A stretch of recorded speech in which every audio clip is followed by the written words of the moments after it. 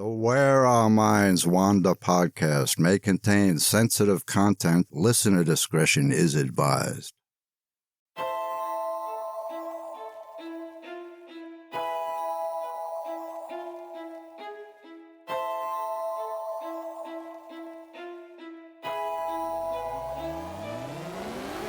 Greetings, fellow wanderers, to the places our minds wander.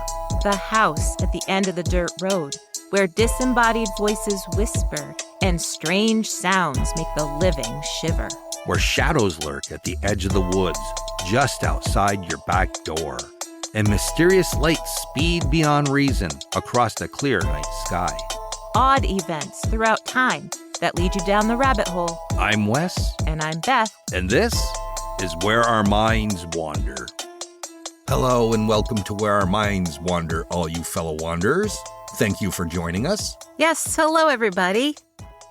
Before we get started tonight, I'd like to start off by saying that if you have an idea for a story that you would like us to potentially do in the future, please email us at whereourmindswander@gmail.com, or you can find it in our show notes, or by going to our website at whereourmindswander.com. Unfortunately, we can't answer you back on Spotify or the Buzzsprout Text Me feature, so that's the best way to contact us. Yeah, we had that happen last week, and unfortunately, not unfortunately, the person suggested a story for us to do, but unfortunately, we couldn't respond or ask any sort of questions, which kind of bummed me out. So we just want to say that we have no problem doing episodes on stories that you might be interested in if we can find enough information to put a whole story together. But we are always open to hearing your suggestions. That we are. I mean, sometimes we can find enough to put a nice story together, and then other times it's just a bunch of dead ends. Yes. All right, that's about it. Why don't we get into tonight's show? So, Beth, let's hear where your mind wandered for this episode. Well, it dawned on me the other day that we haven't done a worst job in history story in quite a while.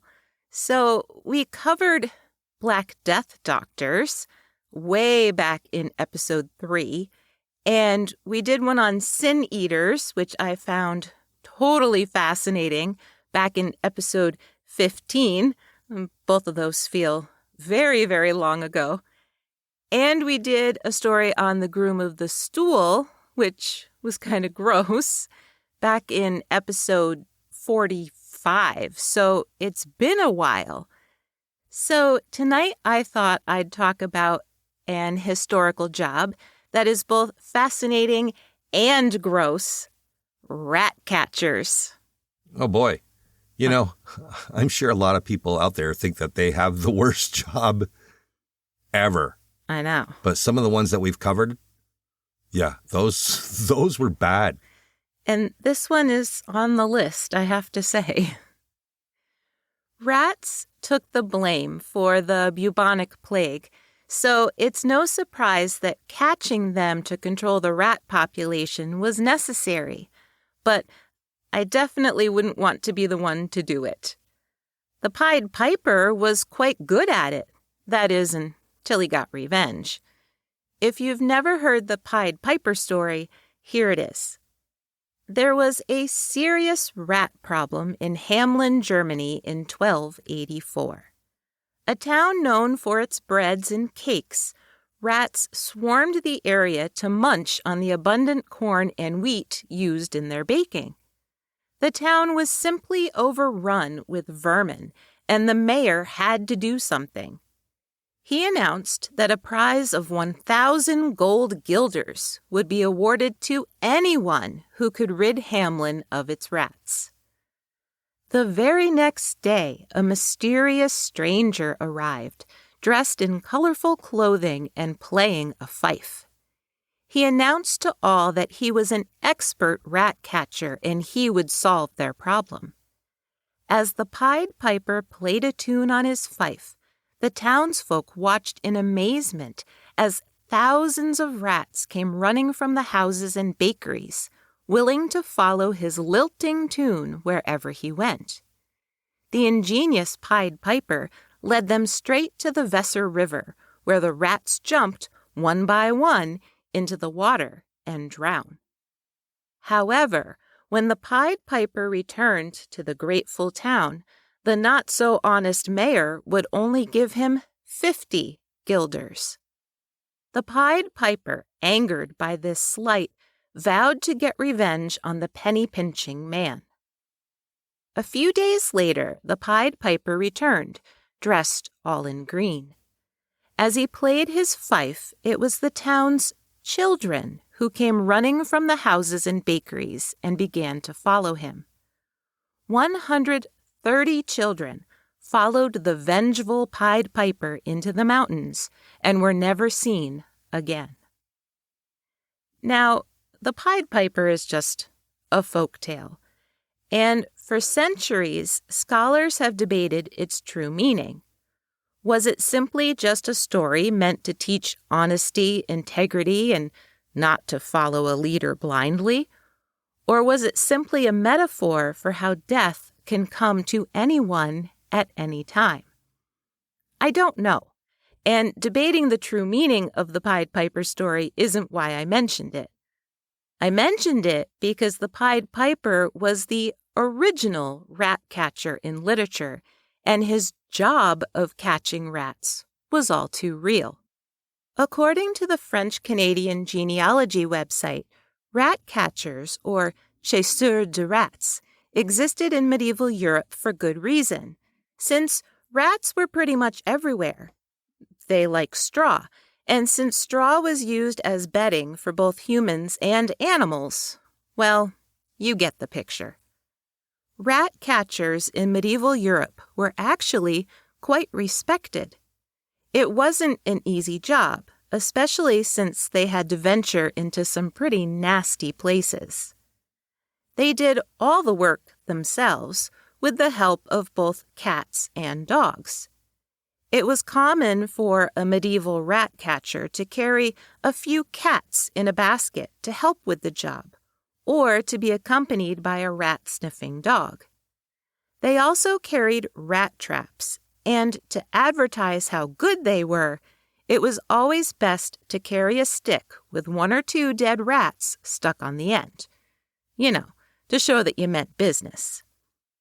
In Quebec, the first record of rat catchers isn't until the 1800s, and they actually paid people to let them go catch rats and then keep whatever they caught. To be fair, there were also the snake oil salesmen of rat catchers, too. Those who sold ineffective poisons or recited spells to chase the rats away. But for the most part, the rat catchers actually did their jobs. Rats continued to be a problem well into the Victorian era as well, especially in London. According to JerryWalton.com, rat catchers were quick to complain about the problem, saying, quote, "One pair of rats with their progeny will produce in 3 years no less a number than 646,808 rats, which will consume, day by day, as much food as 64,680 men, leaving 8 rats to starve." End quote. That's a lot of rats. That's a very specific number. Well, they know their job. Yeah. Not to mention, rats carried all kinds of diseases, which they helped spread. According to goodnature.co, a female rat only needs 21 to 23 days to give birth to a litter. And with London's excellent sewer system, rats were everywhere. They were also very destructive, gnawing on pretty much everything. Add to that the influx of the Norway rat, a larger, more aggressive, and more quickly reproducing rat species, and there was a massive problem. But London officials came up with a solution: rat bounties. They offered cash as well as all kinds of special privileges to people who could catch over 5,000 rats a year. At just 13 rats a day, this was actually a relatively easy task. However, some less scrupulous moneymakers decided that if they bred rats and then pretended to catch them, they could cash in. That's ingenious. I know. Yeah, as they added to the problem. Still, the need for rat catchers was high, with men like William Jewers placing ads for a rat catcher that read, quote, "Rats, rats, rats. Wanted engagements for exterminating the above pests," end quote. So, how did rat catchers actually catch rats? In all kinds of ways. In general, they used arsenic, which they mixed into toasted cheese or bacon or liver or oatmeal. Using dogs was still popular as well, especially using terriers, who were natural rat predators.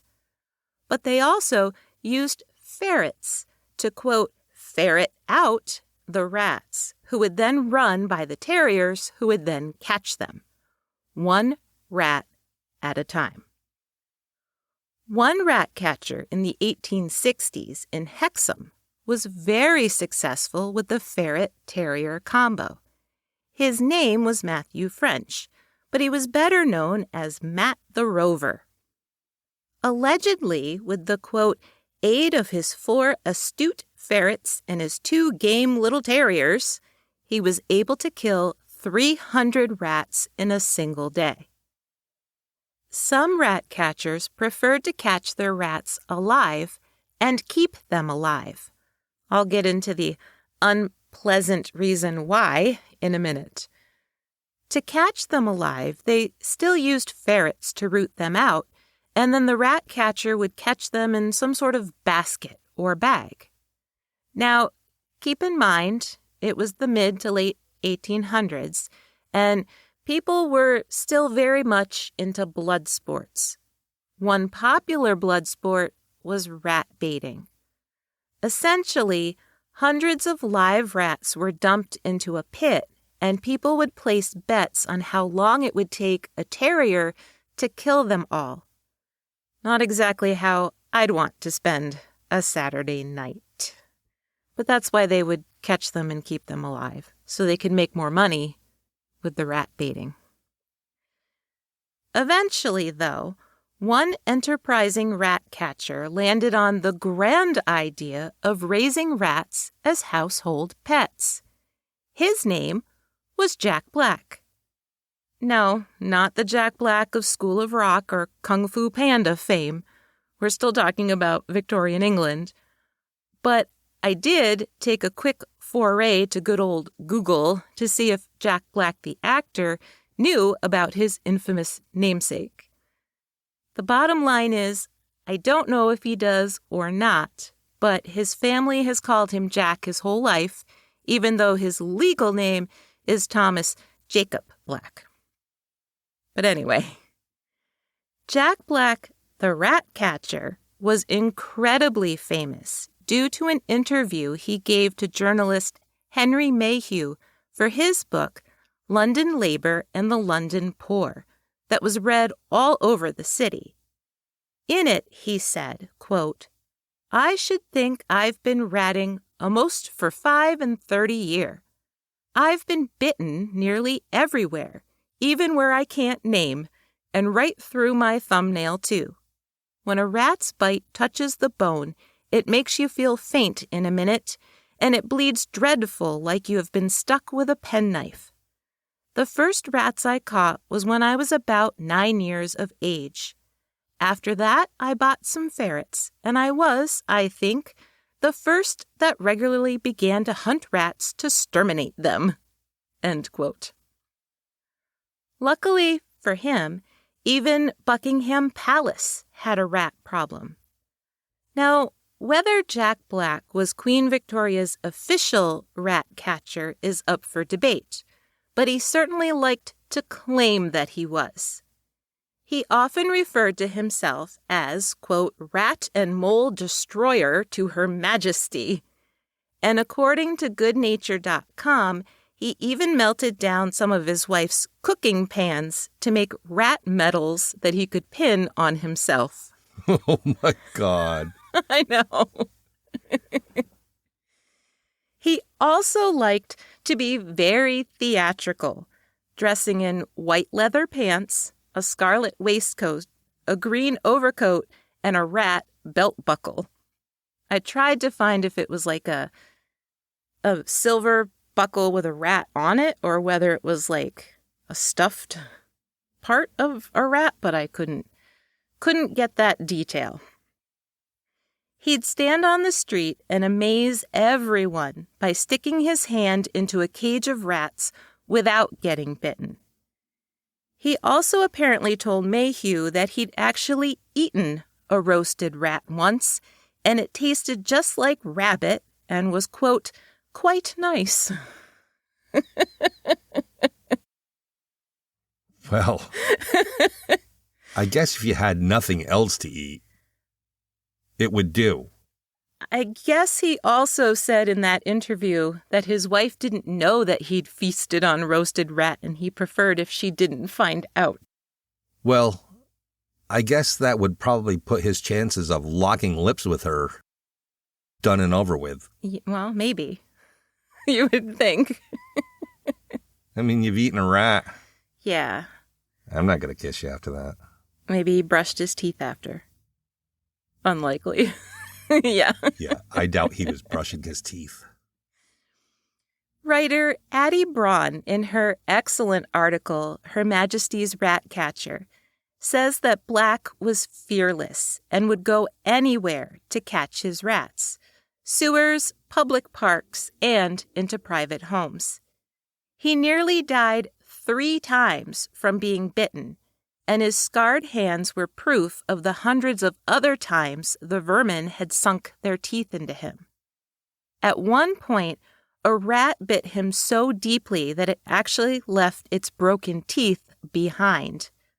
Black said the wound became so putrefied that he had to pull out the remaining bits of teeth with tweezers. He started his rat catching at the age of 9, but by the time he was in his early 20s, he was providing rats for rat baiting and breeding his own to cash in on the rat bounties. His favorite method was using ferrets and terriers. The ferrets would sniff out the rats, and then the terriers would sniff out the ferrets. It was a very good system. But Black wasn't convinced that they were the supreme combo, so he tried some other animals out just to see how they did. First, he tried a monkey, which he told Mayhew, quote, didn't do much and only gave the rats a good shaking. Then he tried a badger named Polly, who didn't really like to kill rats. Then he tried 2 raccoons, of which he said, quote, they weren't no good.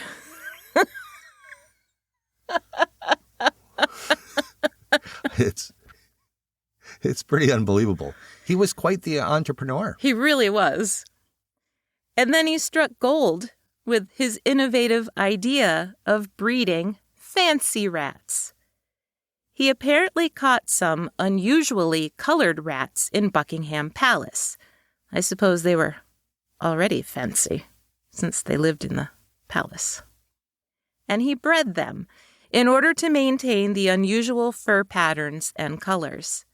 From there, he marketed them to well-bred ladies who would keep their new pets in squirrel cages. Queen Victoria herself supposedly bought a fancy rat from Jack Black.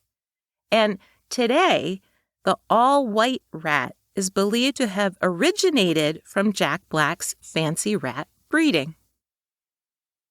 So that's kind of cool. It is cool. Who would have thunk that this character would create something like this? That's still around. I know. Yeah. So he was quite the character.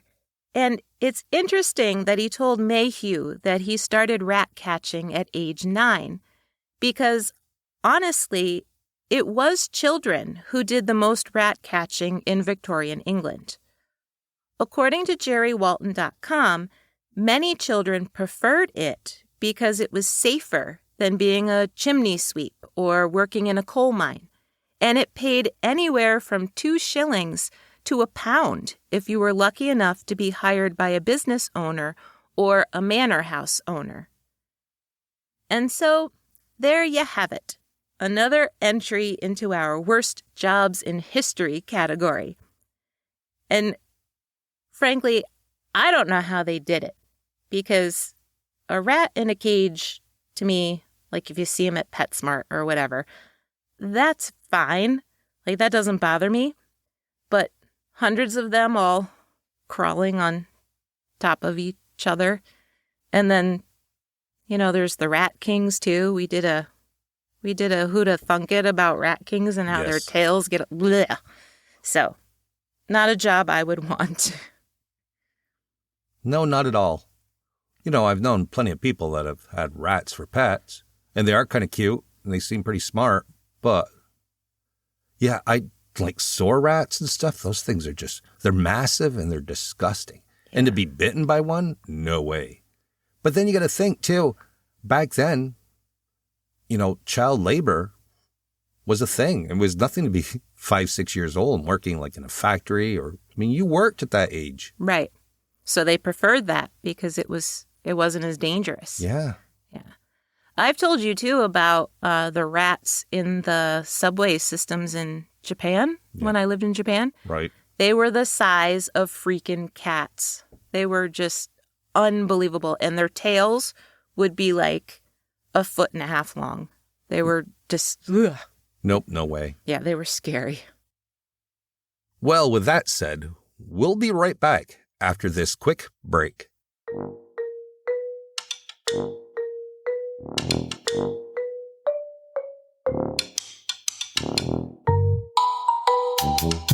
Hey, did you know? In 1948, Idaho had a serious beaver problem. The adorable critters were causing some major damage, and the Fish and Wildlife Commission had an expensive relocation project on their hands. Enter Elmo Heater and his innovative idea. Using surplus Army parachutes left over from World War II, they could parachute beavers to their new homes. Designing a safe and humane parachuting experience wasn't easy, but they did it, successfully parachuting 76 beavers from southwest Idaho to the more central Chamberlain Basin, where human helpers waited to release them from their individual wooden crates and their trusty parachutes.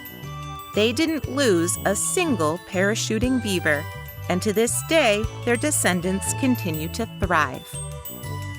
Who'da thunk it?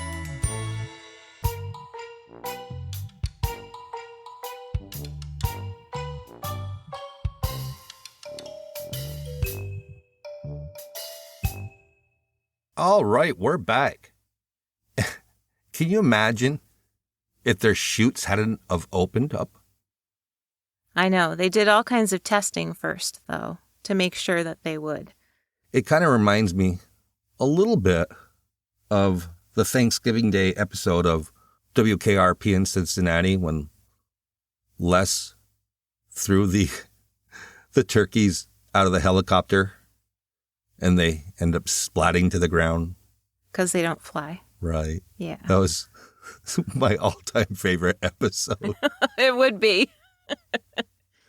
When I first heard about the parachuting beavers, I pictured beavers just, hooked to parachutes. But once I looked into it, they put them into very safe wooden containers. And then there were humans waiting there at the drop zone to get them immediately and release them. So, not as quirky as it sounds. But still interesting. It is interesting. All right, so where did your mind wander? Well, a few episodes back, you talked about the alleged curse of the Exorcist movie. And after we were done recording, we talked about some of the other movies that are said to have curses attached to them, like The Crow and The Wizard of Oz. But there's one horror movie that outdoes them all, probably even more than The Exorcist, when it comes to unusual bad luck and some downright creepy coincidences. The Omen. Like all curse stories, it can be hard to weed out fact from fiction, especially when something has been talked about for decades. Now, I did my best to fact-check everything. And surprisingly, a lot of what is said to be part of the curse really did unfortunately happen. So, for those of you who have never seen it, The Omen wasn't well received by critics, who called it both dumb and dull, but it starred Gregory Peck, one of Hollywood's golden age actors. The premise was this: American diplomat Robert Thorne, played by Peck, and his wife Catherine, played by Lee Remick, are living in Rome when Catherine goes into labor. Thorne is told by doctors that their baby has died immediately after birth, but that there is another baby whose mother just died while giving birth. Thorne agrees to present this other baby as their own without ever telling his wife. They named him Damien. The Thorne family then moves to London right before Damien turns 5, and that's when the scary stuff starts. A random Rottweiler shows up at their house, snarling and on the attack. During Damien's 5th birthday party, Damien's nanny hangs herself, and a new nanny shows up out of the blue. Damien refuses to enter a church, and his very presence at a safari park freaks out the park animals. Father Brennan, played by Patrick Troughton, arrives warning Thorne that Damien is the son of Satan, and that if he doesn't do something soon about the Antichrist child, Damien will kill his yet unborn sibling. But Damien does more than that, and the movie's death toll steadily rises to include Father Brennan, the new nanny, and Robert and Catherine Thorne. The Omen was released in June of 1976. As I said before, the critics didn't really have anything good to say about the movie, but audiences absolutely loved it. The movie made $4,273,886 in just its opening weekend. By the end of its theatrical run, it grossed $60,922,980, over $300 million in today's money, making it the 6th highest grossing movie in 1976. Now, just to be thorough, if we include movie rental fees, it made an additional $46.3 million. That's a lot of money. That is a lot of money. Maybe it has something to do with horror movies themselves, but the idea of the Omen being cursed has existed for as long as the movie has itself. It's not hard to see why, since many things that had happened to the cast and crew are both tragic and terrifying. I mean, some of them are really, really bad. At first, many of the strange incidents were very near misses, meaning that the cast and crew narrowly escaped death. For example, Gregory Peck, whose son Jonathan had died just 2 months before filming began, agreed to do the movie, in part as a way to work through his feelings of guilt. According to the Telegraph, Peck was flying from France to London in September of 1975 to begin filming when the plane was struck by lightning. Luckily, though, no one on board was injured, and the flight was able to continue, although it must have been an incredibly scary experience.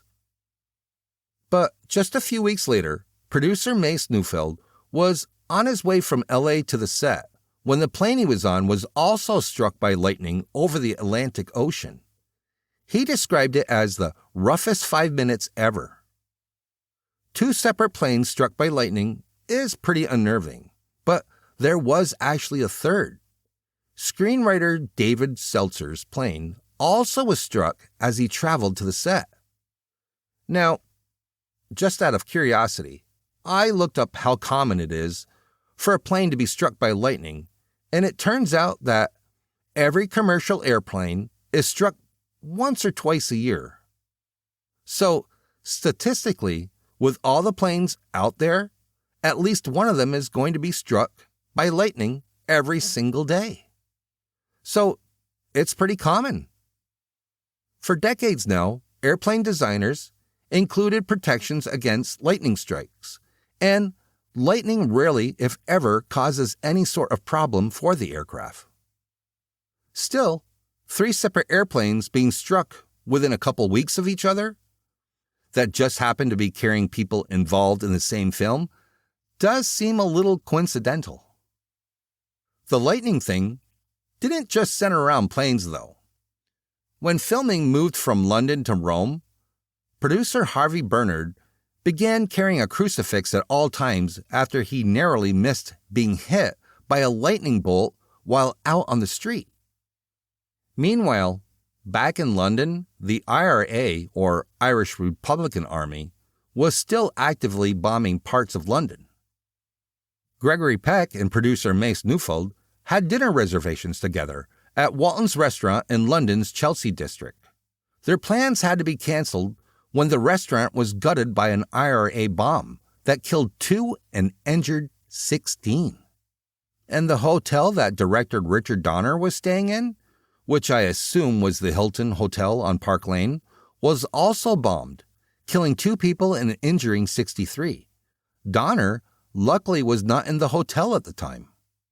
But then the near misses ended and the actual injuries began. The Omen features a few scenes that used Rottweilers as hellhounds. According to Ranker.com, it was while they were filming the cemetery scene when Thorne is being chased out of the graveyard by several of these hellhounds. The dogs were professionally trained animals, of course, but as Terry Walsh, the stuntman stand-in for Peck, tried to complete the scene, one of the Rottweilers attacked him so viciously that it bit through his protective gear. Now, even though the trainer tried to call the dog off, it would not let go, and Walsh was injured. The safari park scene that I mentioned earlier proved to be a problem as well. In the scene, Damien's very presence riles up the animals, since they can sense his evil nature. While shooting the scene, Lee Remick, who played Damien's mother, was supposed to drive through the park, and a group of baboons were supposed to attack the car. The baboons had not been fed the day of the shooting, and to make matters worse, someone supposedly came up with the idea of putting an ill alpha male in the back seat of the car to elicit a response from the animals. The response was more than they had bargained for, as the baboons basically went apeshit and attacked the car so violently that Lee Remick feared for her life. Her reaction in that scene was not acting, according to Collider.com. She was genuinely terrified. Allegedly, one of the trainers who was on the set that day was killed the following day by one of the park's big cats. Some sources say it was a lion. Some say it was a tiger. But either way, it was the first death related to the film, if it actually happened. Unfortunately, I was able to find a mauling from 2019, but none from 1975 or 1976. Deaths continued to occur, branching out in all sorts of ways that inevitably led back to the Omen. For example, during filming, Peck was needed in Israel to film an action scene, but due to other circumstances, his trip was delayed. On the day he would have originally taken a private plane to Israel, that specific plane was chartered for a different flight. According to Collider.com, it ended up hitting a flock of birds. As the pilot struggled to land safely, he chose a road as a makeshift runway, but was unable to land safely and everyone on board was killed. Even more unbelievable and sad is that as it crashed into the road, it hit a car that just happened to be driven by the pilot's wife. She and her 2 children were also killed. That's horrible. You can't make this kind of stuff up. I mean, what's the chances of that happening? That's creepy. I mean, it's horrible, but it's creepy at the same time, how that would coincidentally happen. And then the curse seemed to follow the crew even after filming had finished. One glaring example is the accident involving Alf Joint. Joint was a British stuntman who did a lot of work on the Omen. After filming Wrapped, he was hired for A Bridge Too Far, a 1977 film starring Sean Connery. According to Ranker.com, during one scene, Joint was supposed to jump off a high building and land onto an airbag, a stunt that he had done a million times before. Only this time, right before Joint jumped, he claimed he felt as though he was pushed. He fell at such an awkward angle that he missed the airbag and landed on the ground, causing himself some serious injuries. But even more horrifying was the fatal accident involving John Richardson and Liz Moore. Richardson, who was the special effects supervisor on The Omen, was also working on A Bridge Too Far when he and his girlfriend Liz Moore went for a drive in the Netherlands. Moore was a sculptor who was involved in making props for the film. They were involved in a horrific accident in which Moore was decapitated by a tire that had smashed into Richardson's BMW. The accident happened on Friday, August the 13th, 1976. So, a Friday the 13th. Exactly. Wow. Later, Richardson said that right before the crash, he had seen a sign for the town of Omen, spelled Ommen. Wow. Yeah. That's freaking creepy. And it really is a town in the Netherlands. Right. Yeah. So you can see why people have included it in the curse narrative, especially considering that there is the infamous scene in the Omen movie when David Warner's character, Keith Jennings, is decapitated by a pane of glass. It's a cruel coincidence. The Omen curse seems to have bled over to other films related to the original film, including the 2005 documentary, the 2006 remake, and the prequel, The First Omen. Again, according to Collider.com, producer Alan Tyler, who funded a documentary about the curse, said that two different film crews filming in two completely different locations experienced the same tech glitches. And then during the filming of the 2006 remake, actor Pete Postlethwaite's brother, Michael, died unexpectedly. In an interview, Postlethwaite, who played Father Brennan in the remake, said that Mike's friends claimed that right before he died, a bunch of them were playing poker. Michael drew 3 6s from the deck, and his buddies joked that his number was up. A week later, Michael passed away. And then, for reasons no one could explain, 13,500 feet of film was destroyed during processing, and it had to be reshot. Finally, there are several stories circulating about how the curse carried on during the filming of the prequel, The First Omen, which came out just this year. Actress Nell Tigerfree, who plays Margaret in the film, claims that right after shooting a possession scene, while everyone was taking a short break, she found herself staring at the crucifix worn by Ralph Ingleson, who plays Father Brennan. Free claims that the crucifix inexplicably snapped in half and fell to the ground as she stared at it. Could it have just been a publicity stunt? Maybe. But there's always this quote by Robert Munger, the man who originally came up with the entire premise of the original Omen. Initially, he was very excited about the film being made, but as the deaths continued to occur and problems continued to arise, he changed his mind, saying, "If the devil's greatest single weapon is to be invisible, and you're going to do something which is going to take away his invisibility to millions of people, he's not going to want that to happen. So many bizarre things happened, it's almost as if somebody didn't want the picture to be made." So, like The Exorcist, The Omen was also plagued with strange and horrible things. But was it all just coincidence? Or was there more to it? This one's hard because there were so many deaths attached to it. And I think part of it is that a couple of those deaths were really, really horrible. That they were. And I can see, you have a lot of people working on a movie. Chances are, family members are going to die or something's going to happen just because that's just life. Right. That's not really related to the movie. That's just their families, things happen. Right. But the pilot with the plane that had to make the emergency landing, the thing is all those people being killed and he happens to crash into his wife's car and kill his family. What's the chances of that happening? Right.